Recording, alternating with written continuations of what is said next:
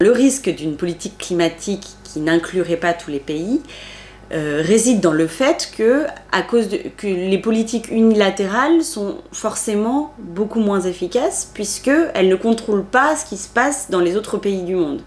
Donc si on met en place des normes, des taxes dans un pays, mais que finalement toute la production polluante de ce fait se retrouve délocalisée dans d'autres pays, c'est très peu, ça va réduire très peu les émissions par rapport au coût que le pays qui aura mis en place les politiques climatiques aura à supporter. Donc c'est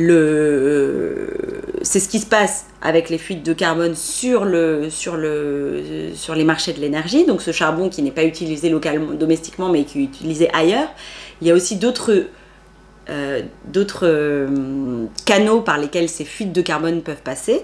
C'est la délocalisation des industries polluantes qui, du fait de régulations domestiques, peuvent trouver plus profitable de se délocaliser vers des pays qui ont des règles environnementales moins contraignantes.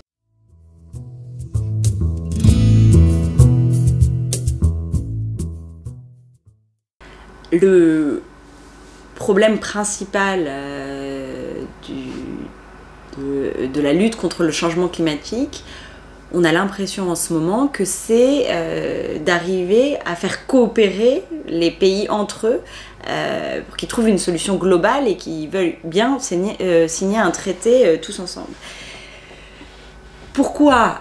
Parce qu'en fait, on a affaire à ce qu'on appelle un bien public global, c'est-à-dire que finalement, l'émission de CO2, que ce soit moi qui l'émette ou mon voisin, l'effet pour le climat, et donc les dommages que moi-même je vais subir, sont les mêmes. Donc j'ai tout intérêt à ce que finalement, ça soit plutôt mon voisin qui baisse ses émissions de CO2, que moi je les baisse finalement moins, et que grâce à l'action de mon voisin, je bénéficie d'un climat meilleur, et je ne souffre pas économiquement du fait d'avoir baissé mes émissions de CO2. Donc c'est un problème de passager clandestin, en quelque sorte. Chacun a intérêt à ce que les autres fassent l'effort, et pas lui-même.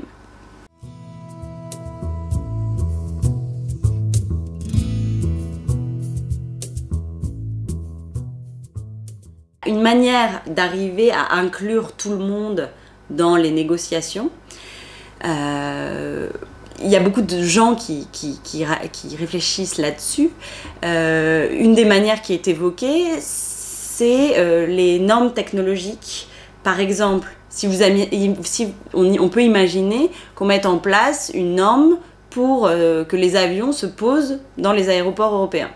On peut décider de dire, les avions, je n'accepte comme avion qui se posent dans un aéroport européen que ceux qui respectent une certaine norme d'efficacité de leur moteur. Dans ce cas-là, comme il n'y a que, en gros, 2 constructeurs d'avions, si les constructeurs d'avions commencent à mettre en place cette norme-là, elle risque de se répandre dans le monde entier. Donc, c'est des manières, les accords technologiques, de faire en sorte que tout le monde baisse ses émissions. L'autre moyen, c'est d'essayer de faire en sorte que les pays qui sont le plus concernés par le problème du changement climatique, comme l'Europe qui a l'air assez concernée par le changement climatique, essaient de compenser suffisamment les pays en voie de développement, qui sont ceux qui sont les plus réticents, pour les faire parvenir, pour les faire rentrer dans un accord.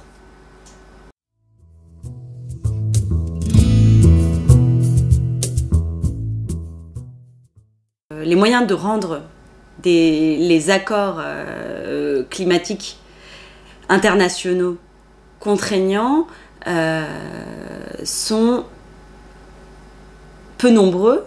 En fait, le seul moyen auquel on peut vraiment penser, ce sont les sanctions commerciales.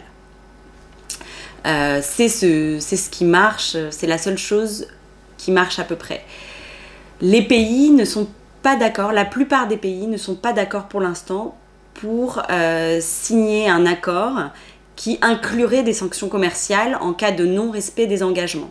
Donc les sanctions commerciales auxquelles on peut penser, c'est si vous ne respectez pas vos engagements, alors on va taxer les biens que vous importez vers nos pays de manière plus importante, par exemple.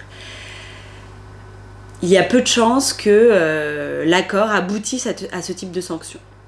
Et très probablement, il va y avoir un procédé de suivi des émissions de gaz à effet de serre des différents pays, des comparaisons avec leurs engagements qui seront publics, mais pas de réelles sanctions s'ils ne respectent pas leurs engagements.